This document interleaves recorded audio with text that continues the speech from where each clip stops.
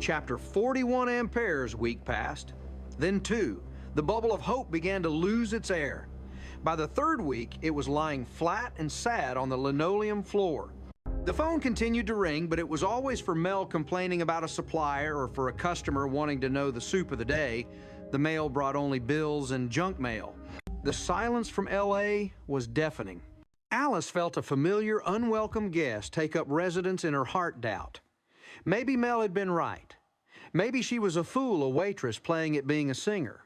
The raw honesty she had heard in the diner recorded tape now just sounded amateurish to her. The distant roar of the semi-truck wasn't atmospheric, it was just a truck. Her voice wasn't authentic. It was thin and untrained. Her performances began to reflect her sinking confidence. The fire that had burned so brightly on her little stage was banking low. She started choosing safer songs, avoiding the new, more personal material that had made up the demo. The connection with the audience, once so electric, felt frayed. She was going through the motions, and they could feel it. The applause was still polite, but the magic was gone. "You're thinking too much, Cletus," her guitarist told her after a particularly lackluster set. "You're not in the song anymore, Alice. You're somewhere else." He was right. She was in a fancy office in L.A. watching a man she'd never met throw her heart into a wastebasket. She considered calling the number on the card, but her pride wouldn't let her. She had sent the tape, she had taken her shot. If they weren't interested, they weren't interested. Chasing after it felt like begging, and she had never begged for anything in her life. She started to make a different kind of peace with herself. Maybe this was it. Maybe her dream wasn't a record deal and a national tour. Maybe it was this, a steady gig, a loyal local following a life that allowed her to be both a mother and a musician, even if it was exhausting. It was a good life. It was more than she'd had when she first rolled into Phoenix. Maybe it was enough. But as she tried to convince herself, a stubborn, quiet voice in the back of her mind whispered, "No, it's not." Chapter 42. The call came on a Tuesday afternoon during the dead zone between the lunch rush and the dinner prep. The diner was empty except for Henry, the old sound engineer, who was nursing a cup of coffee at the counter. The phone rang, its shrill, familiar jangle making Alice jump. She picked it up, her voice flat with the automatic tired greeting. "Mel's Diner. What'll it be?" "Is this Alice Hyatt?" The voice on the other end was young female and sounded impossibly efficient. "This is she," Alice said, her heart giving a small, cautious thump. "Please hold for Artie Ziff." Alice's hand tightened on the receiver. She forgot to breathe. She looked wildly around the diner at Henry, who was watching her with a curious smile at the empty booze, at the sunlight streaming through the newly unegged carton windows. This was it. After an eternity of clicks and hold music that sounded like a cheap keyboard's idea of a tropical vacation, a new voice came on the line. It was a gravelly, no-nonsense bark. "Hyatt?" "Yes, Mr. Ziff, this is Alice Hyatt." "Artie.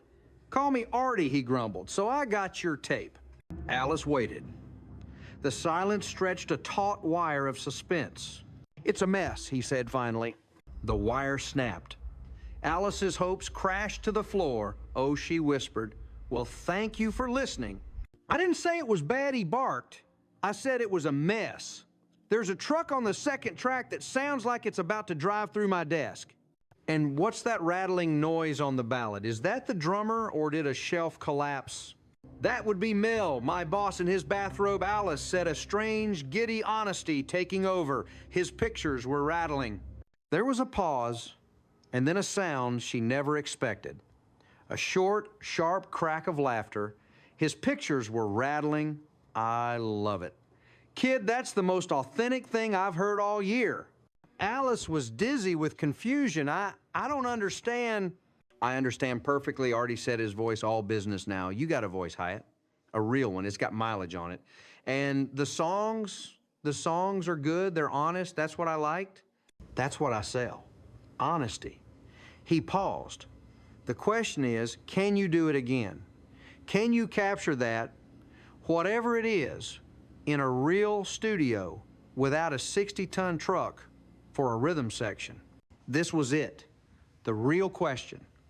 The real offer. "I want you to come out to L.A., Artie said. My label will fly you out, put you up for a few days. We'll go into the studio, you and me and some of my guys. We'll cut 2, maybe 3 tracks. If the magic is still there, we'll talk about a record. If it's not, well, LA has a nice airport. You'll have a round-trip ticket. Chapter 43, the diner exploded. When Alice hung up the phone, her face pale with shock, and relayed the conversation. It was as if a firecracker had gone off. Jolene let out a whoop that sent a stack of menus fluttering to the floor. LA, I knew it. We're going to Hollywood. I need to start packing. You'll need options. Something for the studio, something for a power lunch, something for the inevitable red carpet premiere. Vera immediately burst into tears, a torrent of happy, terrified sobs. Oh, Alice, it's wonderful, it's terrifying, the traffic, the smog, the earthquakes. You have to promise me you'll get a hotel room on the first floor and you'll check the emergency exits the moment you arrive. Mel's reaction was the most complex. He stood behind the counter, wiping it down with a rag, his face an unreadable mask. So he set his back to her. You're going. Just for a few days, Mel Alice said gently. He said, if it doesn't work out, I've got a round-trip ticket. And if it does, he asked, his voice rough. Alice didn't have an answer for that. They all knew what it meant if it did work out. It meant everything would change. Mel finally turned around the rag in his hand. He looked at her, at his star waitress, his house band, the woman who had helped save his diner twice. He looked tired and old and for a fleeting moment incredibly sad. Then the mask of the grumpy diner owner snapped back into place. Well, you can't go this week, he declared. We've got a convention of shoe salesmen in town. I'm not working this counter by myself while you're off becoming a big shot. He consulted the calendar behind him. Next Tuesday, you can go next Tuesday. That gives me time to find a temp. A bad one, mind you, so you'll look good when you come crawling back. It was the most generous, supportive, and completely Mel-like thing he could have said. It was his blessing. Chapter 44.